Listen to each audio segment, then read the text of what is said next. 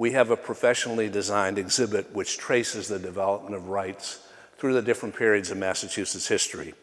And we always have a program or a series of programs related to that. So this was an exhibit that was up 2 years ago. It's about the life of Lewis Hayden. So his background, he was a slave born in Kentucky around 1811. And we know about his life because he was interviewed by Harriet Beecher Stowe.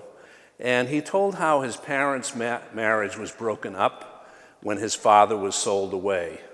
And his mother then later probably lapsed into mental illness after that, or at least she was very stressed out over that.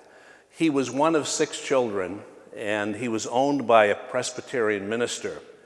And when he was moving to Pennsylvania where there was no slavery, he put all the children up on the auction block. And he said from the pulpit that there's no bigger issue selling off a group of children than there would be separating a litter of pigs. So he sold them to different owners.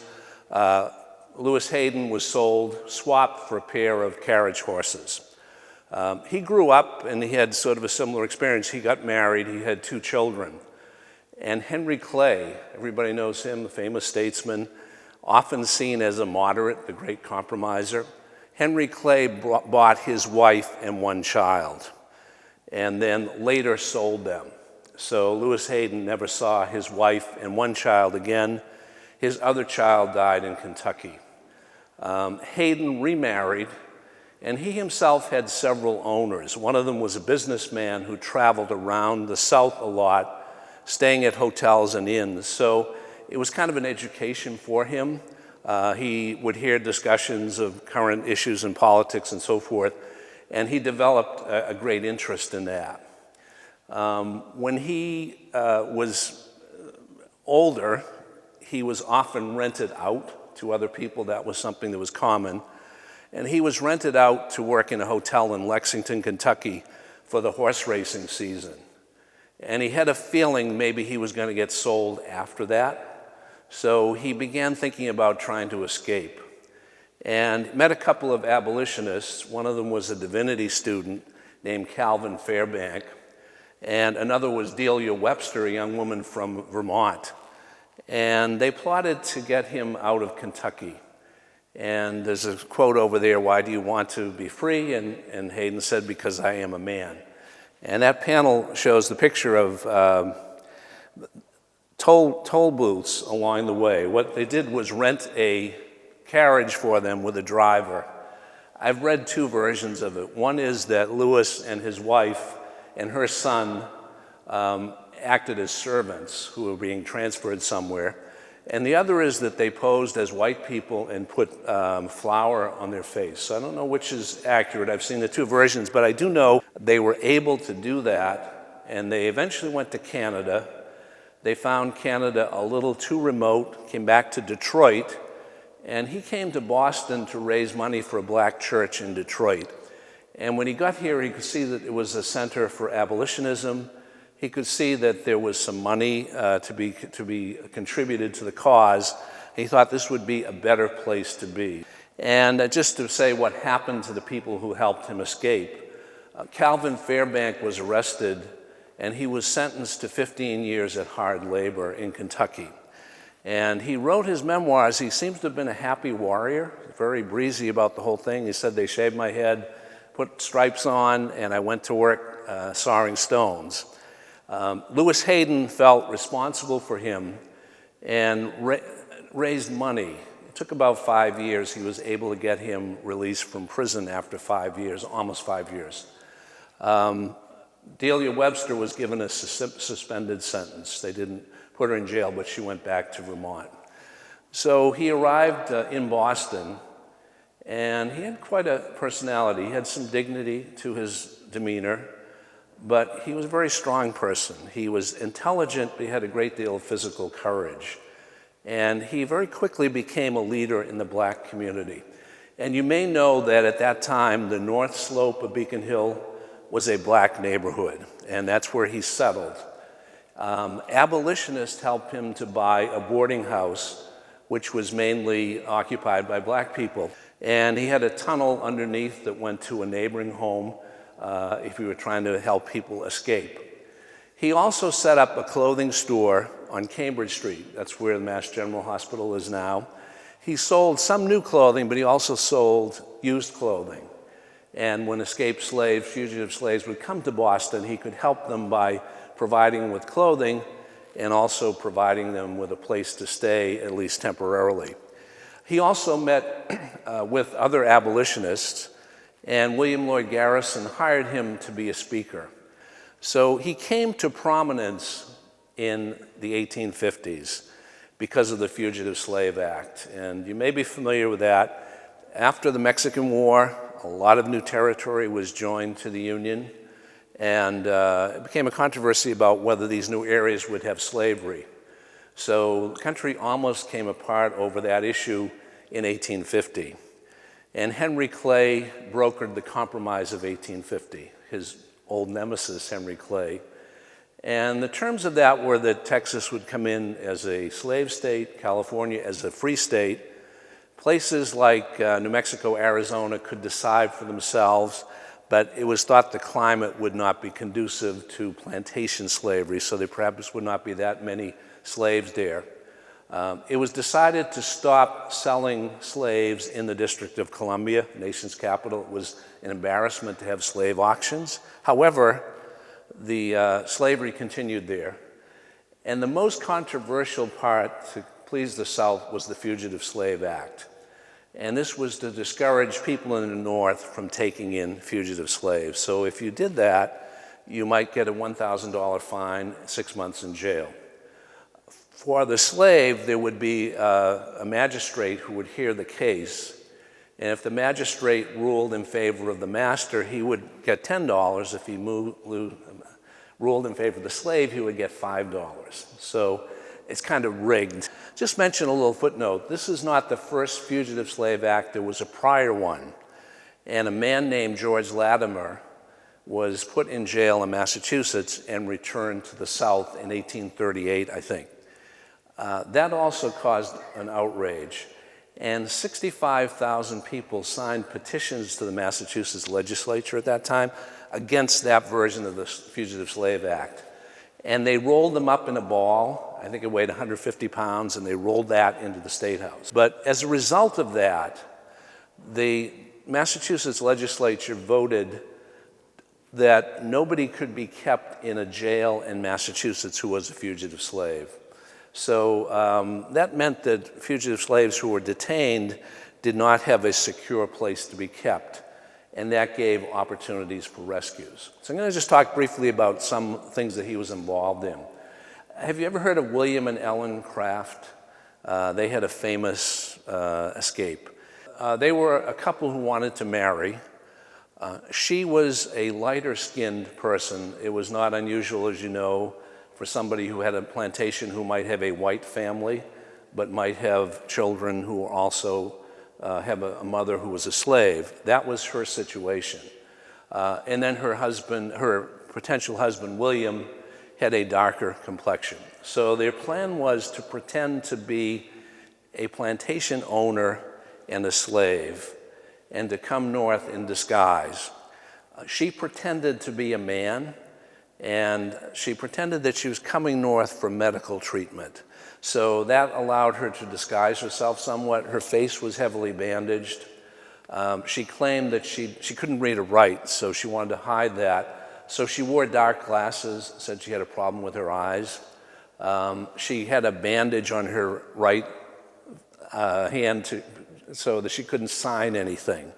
So they got on a train and they managed to get to Philadelphia, and then they came to Boston. So that was quite an escape, it was quite a sensation. She then began to go out on the lecture circuit. That caught the attention of people in the South, and they sent people north to try to capture Ellen and William Craft. So they stayed with Lewis Hayden, and he claimed that he had dynamite under the steps of his house and in the cellar. And if anybody came to take them, he was going to come to the door with a candle and drop the candle and blow the house up. So that seemed to have been a deterrent for people coming to the house directly. But they were still a little nervous, and they moved them around a few times. They were married in the parlor of that house, And then they decided the safest thing might be to leave the country. So they went to England, and they stayed there until after the Civil War. So there are many books written about that. It's quite an interesting story. And that was one of the first instances where he was involved in helping fugitive slaves. Another one was Shadrach Minkins. I don't know if you've ever heard that name, but he was working in a coffee house. Someone recognized him from the South, and he was arrested. And remember, he couldn't be put in a jail in Massachusetts because of the Latimer law. So he was held at the county courthouse. Security wasn't very good. And Lewis Hayden and others decided to rush the courthouse, get him free, and take him away from Boston. So that's exactly what they did. Nobody was expecting that. Security wasn't good. They rushed the courthouse. They got Shadrach Minkins free.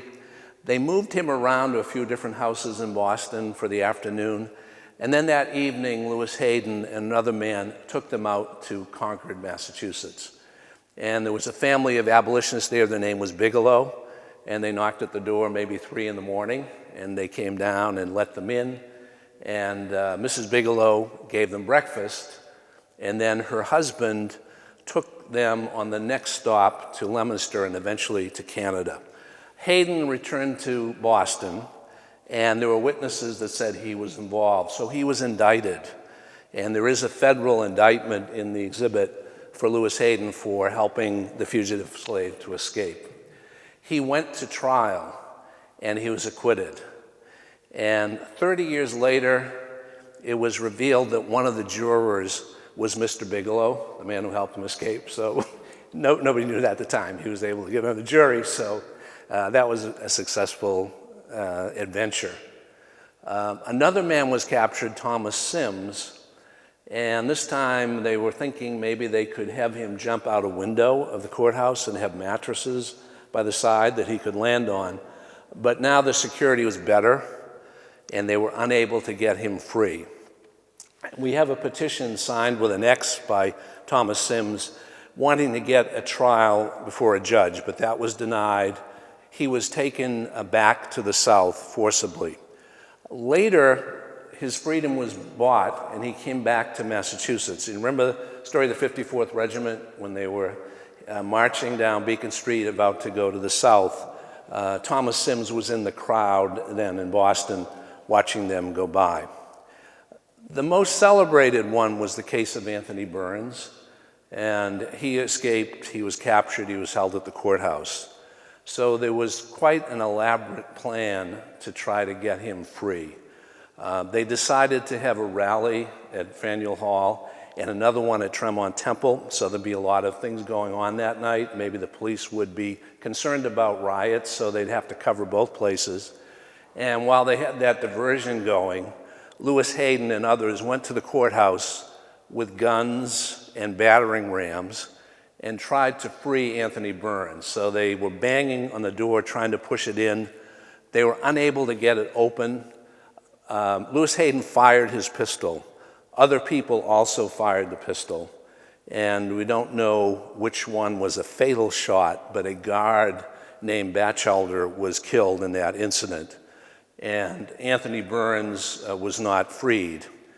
But there was no trial this time. Apparently the federal government decided it was just too difficult to get people out of Boston, so he really didn't get tried for that. They called out the militia and the police, and there was a parade where Burns was brought down to the harbor. A lot of people were jeering.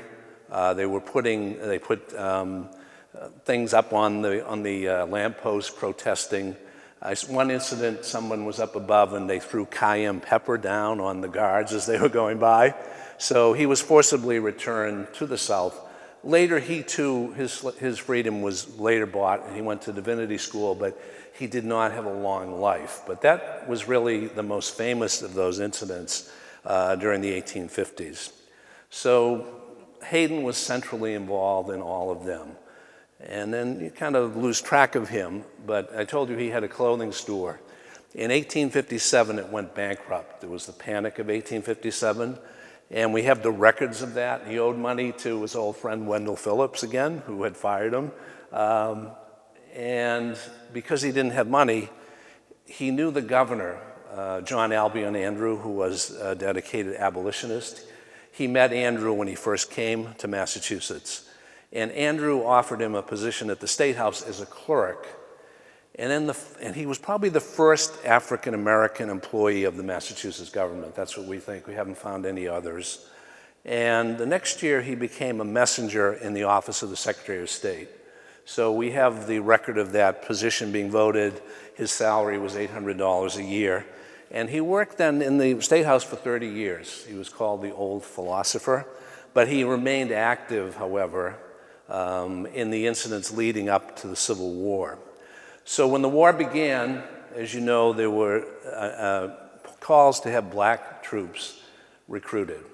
And Lincoln was worried that if he did that, some of the states like Kentucky and Maryland that had slavery but had stayed in the Union might go out. So he resisted that until the Emancipation Proclamation in 1863.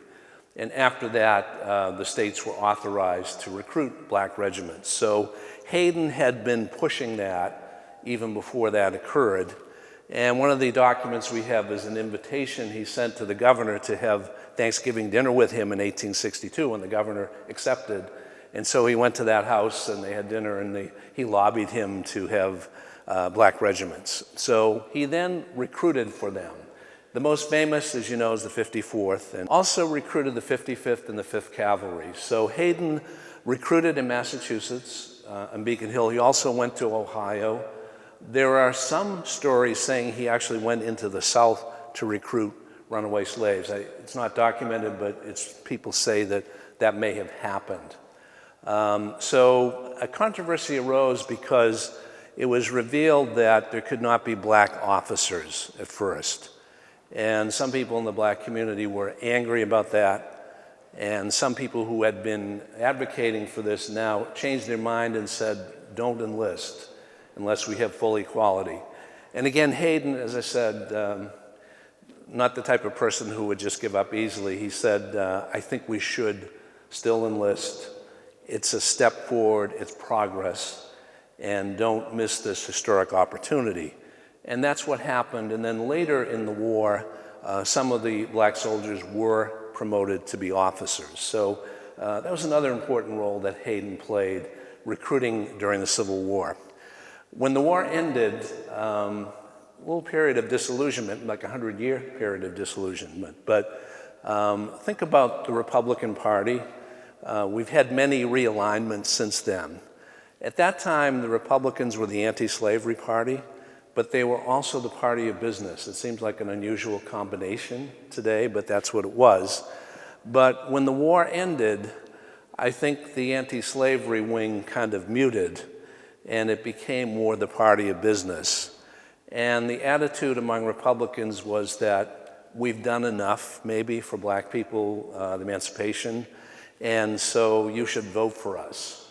And Hayden didn't like that. He felt that his vote should not be taken for granted. He ran for the legislature and he was elected. He got one term in the legislature.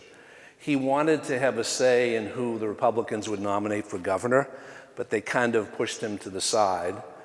And eventually there was a redistricting that broke up districts that might have a black state representative. So he had one term, but he was interesting in that term. One of the things that he proposed was women's suffrage. His wife was a partner in all of the things he did, and both of them believed in women's suffrage, which may sound kind of bland to us today, what's the big deal? But at that time, it was really quite a controversy. You know, should you put the emphasis on having black men vote? And then should you divide your efforts by also trying to get women voting? And he thought the two could go together, so that's kind of an interesting point of view. Another thing that has a little bit of a connection to out here, Crispus Attucks. He was one of the people who thought that he should be commemorated as the first person to die in the American Revolution. And you may or may not know, the Boston Massacre was not celebrated during the early 19th century. After the British left, the government did not want demonstrations like that, so they didn't want to encourage mobs to do things. People in the black community thought that Crispus Attucks should be recognized. And they began commemorating the Boston Massacre around the middle of the 19th century. So that's really what brought that back, and it's commemorated right down to the present time on the anniversary. So Hayden and others thought there should be a memorial to Crispus Attucks, and they advocated that. And the legislature voted to have a memorial on Boston Common for the victims of the Boston Massacre, including Attucks. So that's one of the things that he did. So eventually, Hayden, as all people do, grew old, grew sick. His doctor was Dr. Nathaniel Bowditch. And I don't know if you know the name Bowditch, the navigator up in Salem. That was his father who wrote the famous book on navigation. And he was also, that's Nathaniel Bowditch, who was also against slavery. His son was Dr. Henry Bowditch. And he was at Harvard Medical School and Mass General Hospital. He was apparently a very innovative physician. He brought many new practices, types of surgery here from Europe. And he was a committed abolitionist. So Hayden was both his friend and his patient. And Hayden developed, I think, kidney disease and died. And at that point, Hayden's wife was in danger of losing their house. So Bowditch said he would pay off the mortgage so she could stay there. Remember, she had one child when they married. Her one child went off to the Civil War and never returned. I'm not sure what happened to him. He was in the Navy. So there were no descendants of the Haydens. There may be somebody in the South we don't know about. Remember, he had one son that was sold off. He never saw her again, but we don't know of anybody around here. So Harriet Hayden decided to leave the house when she died to Harvard College. So the sale of it would create a scholarship for a black student going to the medical school. So when I read that, I thought that was pretty interesting, doing this 2 years ago. And I contacted Harvard, and they said, you should check with the president's office. So I didn't expect her to respond directly, but I sent an email, and I got a response back that, yes, that scholarship still exists.